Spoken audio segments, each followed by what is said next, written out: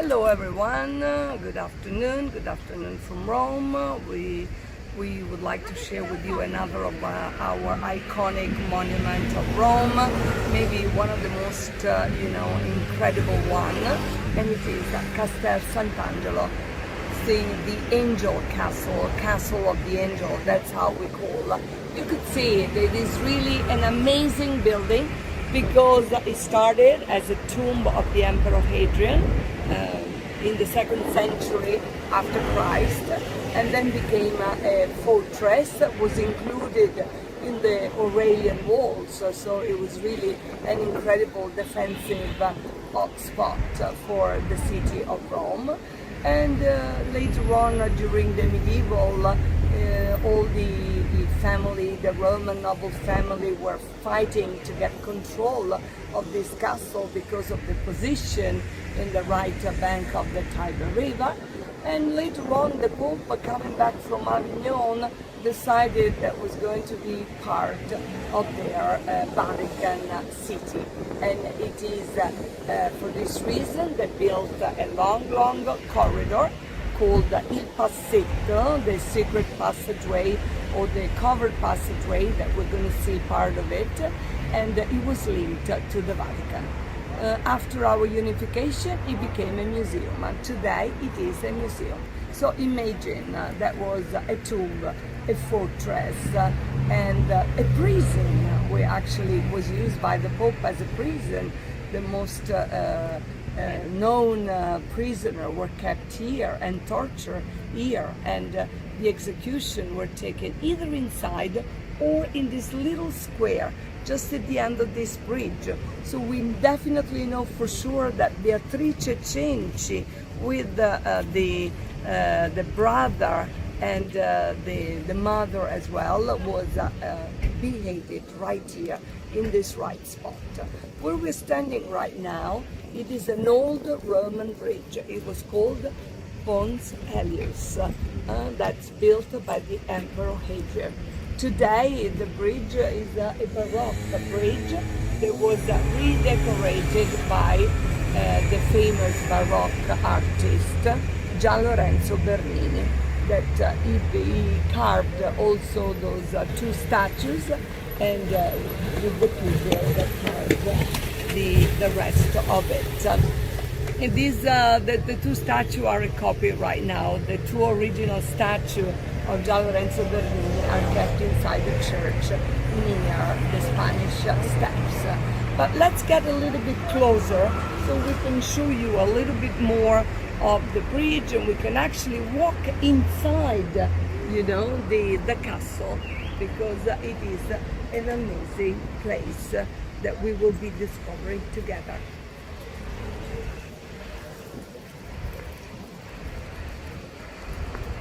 This is the Tiber River, by the way. You see that the Tiber River, among the many things that the Pope did, they created a moat all around the castle. So for this reason, it was protected by a bridge that could just pull it up in case of danger. From here, we could see the covered passageway on top of the city walls. Those were the city walls where you see the arches just behind this pine trees, these umbrella pine trees, as we call it. They built this covered passageway, and just in a few seconds, the Pope could go from the Vatican into the castle, which was really used as a fortress. And you can really see from here the lower part, which is the tomb, and then the penthouse that the Pope built for themselves. Now look at the angel right at the top there. That's another legend, let's say, of the Roman people, that they always say that there was a terrible plague in 590, 6th century after Christ, and the Pope Gregory the Great was leading a procession, praying to stop the plague. Well, they saw the Archangel Michael right on top there, and the plague ended. So we do not know if it is true, but this is one of the many story and legend of the city of Rome. See the bastion right around here, they were headed later on just as a fortress. And normally there are so many things about this castle. Like we know that famous Tosca, the third act of Puccini, a famous play.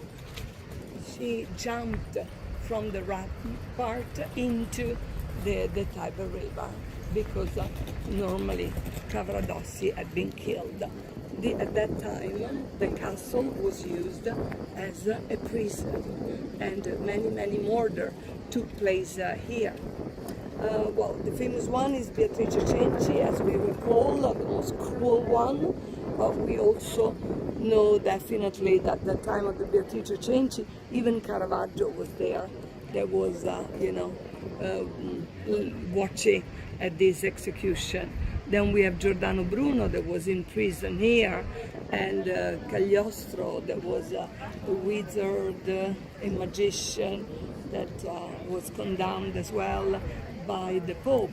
Benvenuto Cellini, the famous Florentine goldsmith, so many people. We're going to try to see where the prison were located, and those were the worst prison ever built in Rome. So we are inside right now, and we can really, see from here what was the old part dating back from the 2nd century after Christ, built by Emperor Hadrian as his mausoleum, as his tomb. Emperor Hadrian died in Baia, near Naples. There was this resort near Naples, and then he was cremated, and a year later the mausoleum was finished, and then he was buried right here together with his wife and his adopted son. So we could really see it was like a large cylinder, and then on top there was an incredible quadriga of him as Helios, the god of the sun.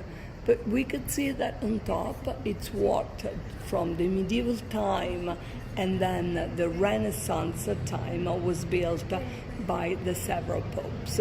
But normally, right now we are entering, and we will go inside. This is the entrance of the famous, or it actually used to be the famous passetto, and this secret passageway that the Pope used. Even in Angels and Demons, this famous passageway was used. So it is really incredible. Normally, part of the passetto is closed. We could just see the beginning or the end, the way that you wish. This is it, that's how it is. It's on top of the walls, and it goes all the way down to the Vatican and to the Papal Palace. Now, we're still going up. This is one of the bastions where we will be ending after these steps. And you will have a fantastic view as well over the Vatican City.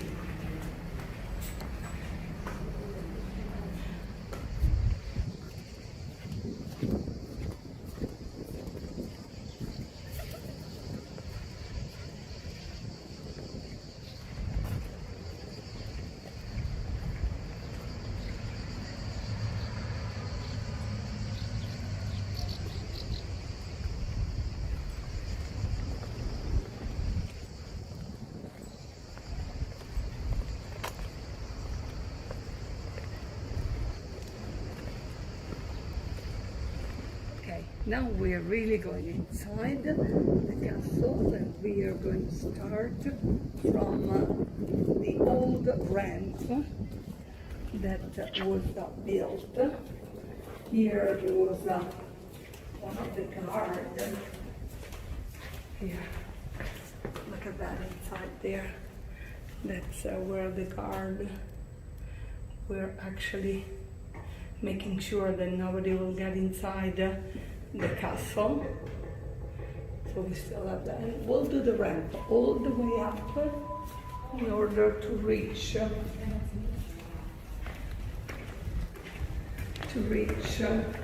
the area where the tomb of the emperor was located.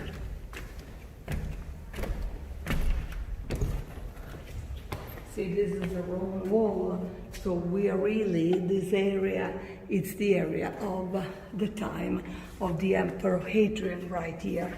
So we're still in the lower part of the mausoleum, because during the time of Emperor Hadrian, it was not called castle. Later on, took this name. We're going up, and it is right here that we have the right place for, accordingly, the huge tomb, which was in Porphyros, so red tomb of the emperor, his wife Sabina, and his adopted son were located. And here we have the famous poem that Hadrian wrote just before dying, and it is Anima Vagula Blandula, but now Alexander will read for you the translation. Little soul, gentle and drifting, guest and companion of my body, now you will dwell below in pallid places, stark and bare. There you will abandon your play of yore. But one moment still, let us gaze together on these familiar shores, on these objects which doubtless we shall not see again. Let us try, if we can, to enter into death with open eyes. This was the fascinating poem that one of the many that actually Emperor Hadrian wrote. One of the most incredible books that I read through the ages has been The Memories of Emperor Hadrian by Margaret Yourcenar. It is really an amazing book that I'll suggest everybody to do so. And now we can still continue and go all the way up to the top, to the first level built by the popes.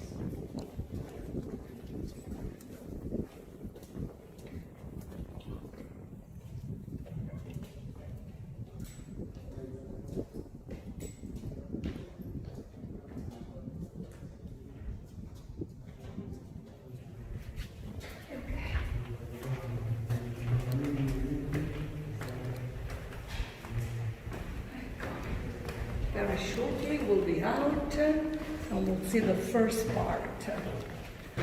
So the first popes, when they came back from Avignon, they built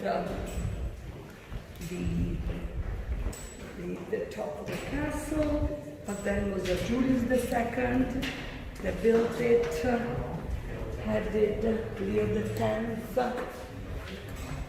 had a chapel by Michelangelo, then Gian Lorenzo Bernini. So really it's an amazing. The first part apparently was built by San Gallo il Vecchio, the elder. And this is the part. And then other things were added. This is the old angel that was at the top, replaced by the bronze one, more modern. This was built by Raffaele di Montelupo. That's the artist, the Archangel Michael, related, as you know, to the famous legend of the hand of the plague. So here it is. Now, we can still go up. And this was something, the little chapel that was designed by Michelangelo for Leo X right here. And another level, we really reach the penthouse. And a fantastic view. Then you understand why the popes decided that this was the right spot, because normally from here they could dominate the entire city of Rome. And you'll see it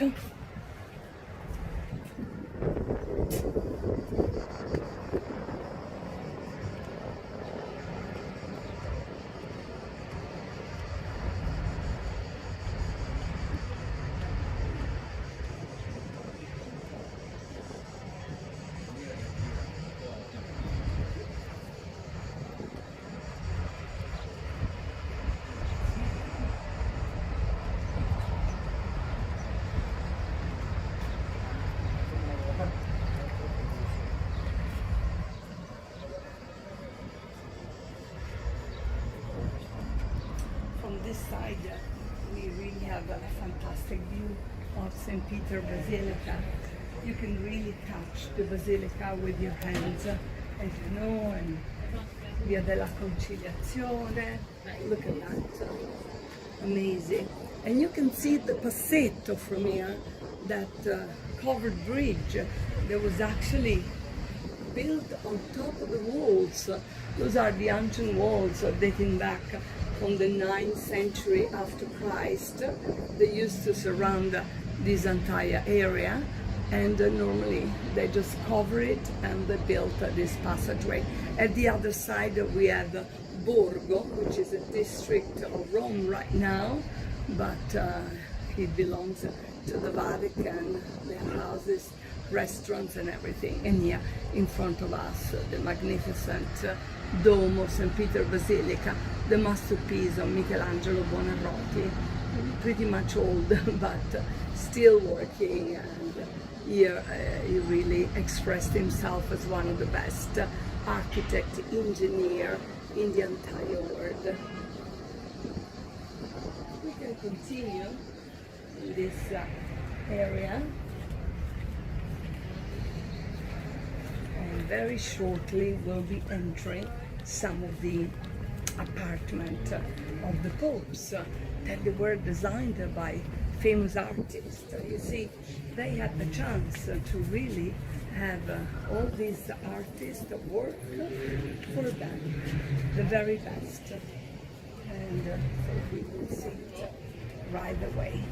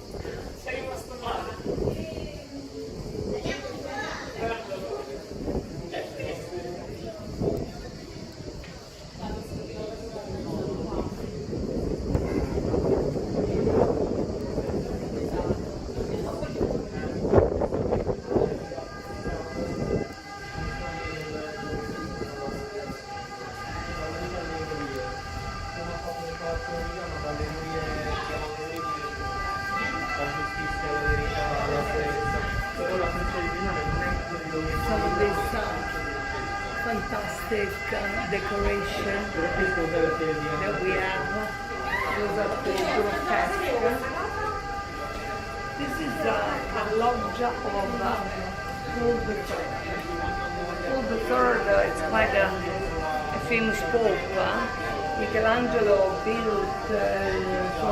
designed and painted the Last Judgment in the Sistine Chapel for this pope. So, you know, they were all pope of the Renaissance that here contributed to make this place very, very special. Over there you have the Palace of Justice that we can see. That's totally different. Different age, that's the beginning of the 1900s. The huge Palace of Justice that you can see in the far end.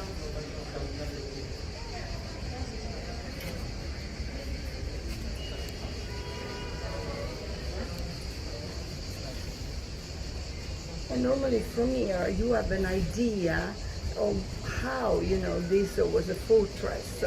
And they used cannon, but they even used statue from the old mausoleum and decoration to throw against the different invasion in different century. We know definitely for sure 1527, the Lanzichenecchi, when they arrived in Rome, and the Pope took refuge right here, and normally they tried to really you know, defeat them from the castle. Here we are. We enter right now one of the apartments of the popes. Right in here.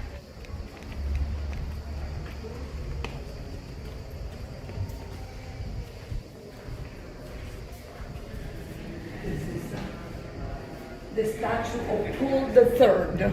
That one right there.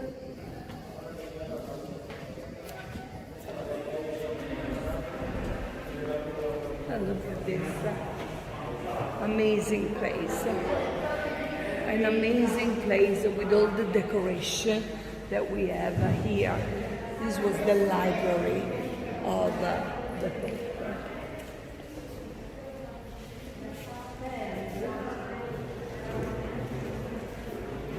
It's Paul III, a little bit all over. Again, the famous grotesque, this kind of painting that had been made famous by Raphael and his pupil, and normally they had been found inside the Domus Aurea, the Golden House of Nero.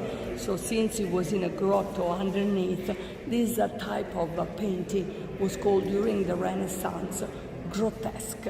And that is the period. If you look around, all the stucco that you have, that was copied as well from the ancient Roman way of decorating the building. And here we have the treasure. The room of the treasure. Apparently, you know, the popes decided and understood that their treasure was much, much better here than inside the Vatican. So they brought right here all their money, the gold, you know, that you could see. And then they built the door. So, you know, the safe, look how big it is, was actually first brought in here, and then normally they built the door and all the rest. So nobody could actually get this out. There is even somebody that says that this room might have been the area where the Emperor Hadrian was actually buried. So we do not know, either the one that we showed it to you before or here. You know, nobody actually knows that definitely during the Renaissance became the room of the treasure of the popes. And now we're going up again. That's incredible. You'll see where we're going to end. Are you ready, Alexander? Mm-hmm. Yes. Do you know where we're getting? I would no, not exactly. Not exactly. I would guess to the top. Yeah. We are in the penthouse right now. Ah. So this is not. This was not the area built by the Emperor Hadrian. This part, definitely, it's the upper part built by the Pope. And then, let's see what we have. This is very good exercise. Yes, absolutely. For all of us. Here, look. Wow. Wow. From here, the Pope could see entirely Rome. There was everything, it's right there. That's the Quirinal Hill right there around 2 o'clock. Then we have the Dome of the Pantheon. Can you see the squeeze Dome of the Pantheon? Then we could see the famous monument to the first king of Italy. King Vittorio Emanuele II. Many different domes of the different churches that were built here. The Tiber River, just down below. That's amazing. From here, it's called the Terrace of the Angel, because normally there is this enormous Archangel Michael at our back. And you know, from here we could really see Trastevere as well, and the Pope could see that his friend Agostino Chigi was building the famous Farnesina by Baldassare Peruzzi and decorated by Raphael. So from here he had everything under control. Nothing was missing. And normally, look at the Vatican, St. Peter. It's amazing, you know. You could really see, like, you could touch it. 7 Hills of Rome, you know, they are on the left bank of the Tiber River.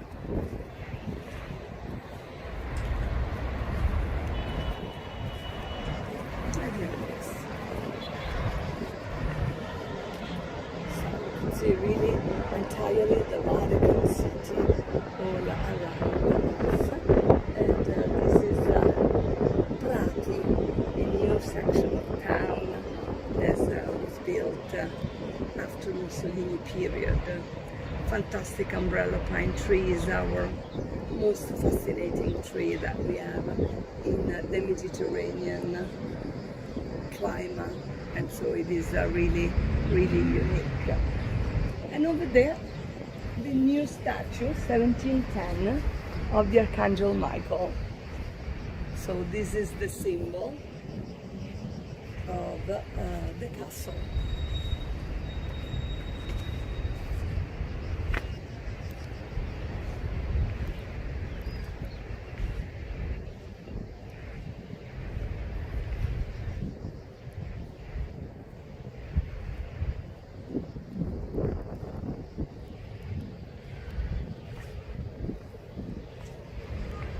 Right now we are in a courtyard where a lot of the execution took place, and because these were the entrance to the prison right here, and these prison were built by Alexander VI or the Borgia Pope.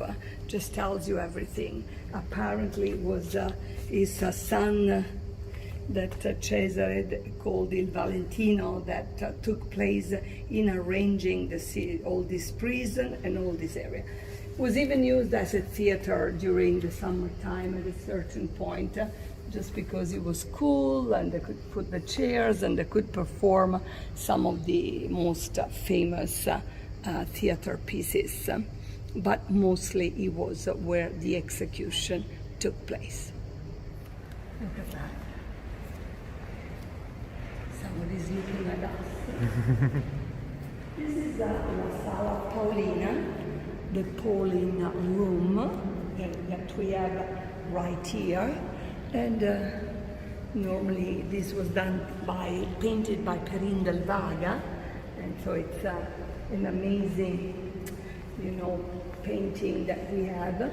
It's Paul III, again, that he saw himself as a new rulers, absolutely, and like Alexander the Great, to the point that they painted Alexander the Great of him as Alexander the Great on the walls. So this is an absolute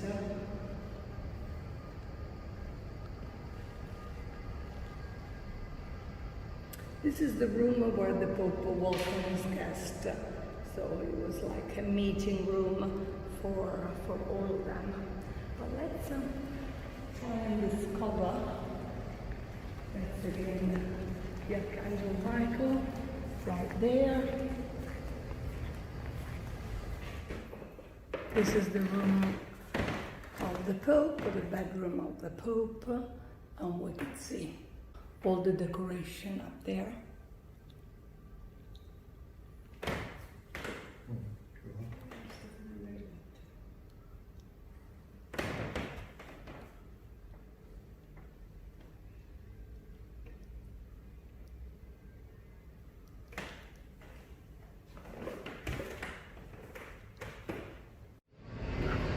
Hello, hope you have enjoyed. That was Marilena and Alexander from Walks Inside Rome.